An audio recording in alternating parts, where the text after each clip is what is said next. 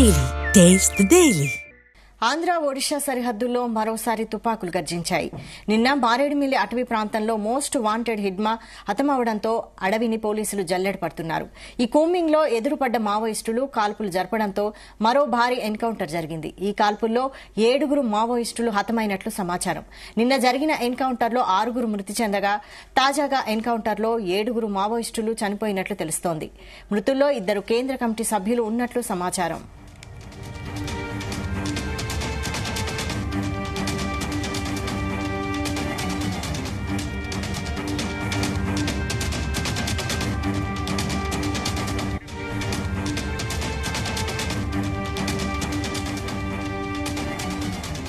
ఆంధ్ర ఒడిశా సరిహద్దుల్లో మరోసారి తుపాకులు గర్జించినట్టు తెలుస్తోంది. నిన్న మారేడుమిల్లి అటవీ ప్రాంతంలో మోస్ట్ వాంటెడ్ హిడ్మా హతమవడంతో అడవిని పోలీసులు జల్లెడ పడుతున్నారు. ఈ కూంబింగ్ లో ఎదురుపడ్డ మావోయిస్టులు కాల్పులు జరపడంతో మరో భారీ ఎన్కౌంటర్ జరిగినట్టు తెలుస్తోంది. దీనికి సంబంధించి మరిన్ని అప్డేట్స్ మా ప్రతినిధి వరప్రసాద్ అందిస్తారు. వరప్రసాద్,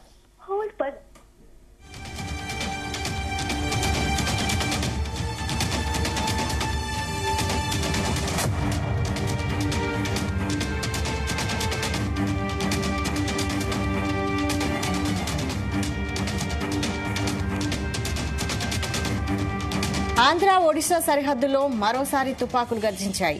నిన్న మారేడుమిల్లి అటవీ ప్రాంతంలో మోస్ట్ వాంటెడ్ హిడ్మా హతమవడంతో అడవిని పోలీసులు జల్లెడ పడుతున్నారు. ఈ కూంబింగ్ లో ఎదురుపడ్డ మావోయిస్టులు కాల్పులు జరపడంతో మరో భారీ ఎన్కౌంటర్ జరిగింది. ఇక దీనికి సంబంధించి ఫుల్ డీటెయిల్స్ మా ప్రతినిధి వరప్రసాద్ అందిస్తారు. వరప్రసాద్, వైశాలి, ఇప్పుడే ఆంధ్రప్రదేశ్ ఇంటెలిజెన్స్ చీఫ్ మహేష్ చంద్ర నడ్డా కూడా నిర్ధారించడం జరిగింది. మరొక భారీ ఎన్కౌంటర్ 24 గంటల వ్యవధిలోనే మరొక భారీ ఎన్కౌంటర్ లో 7 మావోయిస్టులు హతమయ్యారు. ఆంధ్రప్రదేశ్ చరిత్రలోనే ఇదొక పెద్ద భారీ పరిణామంగా కూడా చెప్పుకోవచ్చు. 24 గంటల వ్యవధిలోనే నిన్న 6 మావోయిస్టులు, అదేవిధంగా ఇవాళ ఉదయం మళ్ళీ 7 వరకు మావోయిస్టులు మృతి చెందినట్టుగా కూడా పోలీసులు కూడా నిర్ధారించారు. అయితే ఇందులో ఏదైతే దేవిజీ మావోయిస్ట్ అగ్రనేత దేవిజీ కూడా ఉన్నట్టుగా కూడా సమాచారం అందుతుంది. అయితే దానికి సంబంధించి పోలీసులు అయితే ఇంకా నిర్ధారించలేదు. ఇందులో చూస్తే కనుక ఇది కూడా ఘటన కూడా అంటే ఇక్కడ ఏదైతే మారేడుమిల్లి అడవి ప్రాంతంలోనే ఈ ఘటన జరిగినట్టుగా కూడా తెలుస్తుంది. అయితే చూస్తే కనుక నిన్న మారేడుమిల్లి సమీపంలోనే 5 కిలోమీటర్ల దూరంలోనే ఏదైతే మావోయిస్ట్ అగ్రనేత హిడ్మాతో పాటు మరో 5 కూడా ఎన్కౌంటర్ లో హతమయ్యారు. వారితో పాటు ఇదే ప్రాంతంలో ఎందుకంటే దాదాపు 17 మంది ఆ సమయంలో తప్పించుకోవడం జరిగింది. వారందరూ కూడా ఏదైతే అడవి ప్రాంతాల్లోకి పారిపోవడం జరిగింది. అయితే తర్వాత అక్కడి నుంచి చూస్తే కనుక ఈ మావోయిస్టులు మావోయిస్టులు జల్లెడ పట్టేందుకు కూడా పోలీసులు కూంబింగ్ ఆపరేషన్ విస్తృతంగా కూడా కొనసాగించారు. ఆ క్రమంలోనే ఈ ఎదురుకాల్పుల్లో ఈ ఘటన జరిగినట్టుగా కూడా తెలుస్తుంది. అయితే ఇప్పుడు ఇవాళ తాజాగా అంటే నిన్న 6, ఇవాళ దాదాపు 7 కూడా మావోయిస్టులు చనిపోయిన నేపథ్యంలో వారికి సంబంధించిన వివరాలు, ఎందుకంటే ఇవాళ చనిపోయిన 7 అగ్రనేతలు ఎవరైనా ఉన్నారా, లేదంటే ఎవరైతే వీళ్ళకి రక్షణగా ఉన్నవారు మావోయిస్టులు మృతి చెందారన్నది తెలియాల్సి ఉంది. మొత్తం మీద ఆంధ్రప్రదేశ్ లోకి ప్రవేశించిన మావోయిస్టులు ఏరివేత అయితే పెద్ద ఎత్తున కొనసాగుతుంది. పోలీస్ శాఖ దాదాపు ఈ ఆపరేషన్ ఏదైతే ఆపరేషన్ ఖగార్ని కొనసాగిస్తూ కేంద్ర ప్రభుత్వం నిర్వహిస్తున్న ఆపరేషన్ ఖగార్కి కొనసాగింపుగా ఆంధ్రప్రదేశ్ లోనే పోలీస్ శాఖ కూడా విస్తృతంగా ఏదైతే ఈ భారీ ఎదురుకాల్పులు కావచ్చు, లేదంటే ఇటు ఎన్కౌంటర్లు కూడా కొనసాగిస్తున్న పరిస్థితి అయితే ఉంది.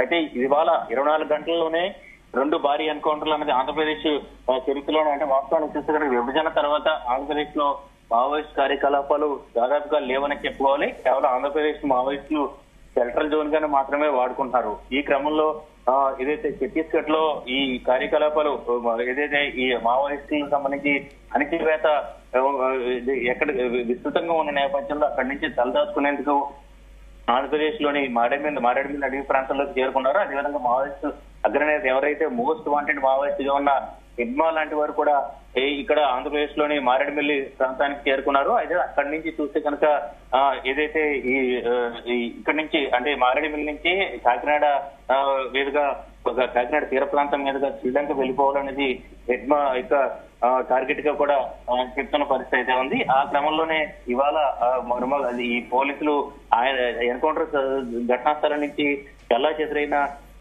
పారిపోయిన మావోయిస్టులని జల్లెడ పట్టే క్రమంలో ఇవాళ ఉదయం మరొక ఎన్కౌంటర్ కూడా జరిగినట్టు పరిస్థితి అయితే ఉంది. దీనికి సంబంధించిన పూర్తి వివరాలు అయితే ఇంకా పోలీసులు వెల్లడించాల్సి, అంటే మృతులు ఎవరు అనేది కూడా పోలీసులు వెల్లడించాల్సిన పరిస్థితి అయితే ఉంది. అదేవిధంగా చూస్తే కనుక మిగతా ప్రాంతాల్లో అంటే మొత్తం మావోయిస్టులంతా కూడా ఇటు పోలీసులు లొంగిపోవడం, లేదంటే జనజీవన స్రవంతిలో మావోయిస్టు ఉద్యమాన్ని వీడి జనజీవన స్రవంతిలో కలిసిపోయేలాగా మొత్తం ఈ ఏదైతే మైదాన ప్రాంతాల్లోకి, పట్టణాల్లోకి, విజయవాడ, అదేవిధంగా కాకినాడ, సామర్లకోట, ఇలా అనేక పట్టణాల్లో కూడా చేరుకున్న పరిస్థితి అయితే ఉంది. వారందరినీ కూడా పూర్తిస్థాయిలో గుర్తించి మావోయిస్ట్ కార్యకలాపాలు పూర్తిగా అంటివేసేలాగా పోలీసులు అయితే పూర్తిస్థాయిలో ఈ ఆపరేషన్ అయితే కొనసాగుతున్నారు. ఏదేమైనా ఒక 24 గంటల వ్యవధిలోనే 2 భారీ ఎన్కౌంటర్లు అనేది అత్యంత సంచలనంగా మారింది. వచ్చారు. Okay, thank you Varaprasad.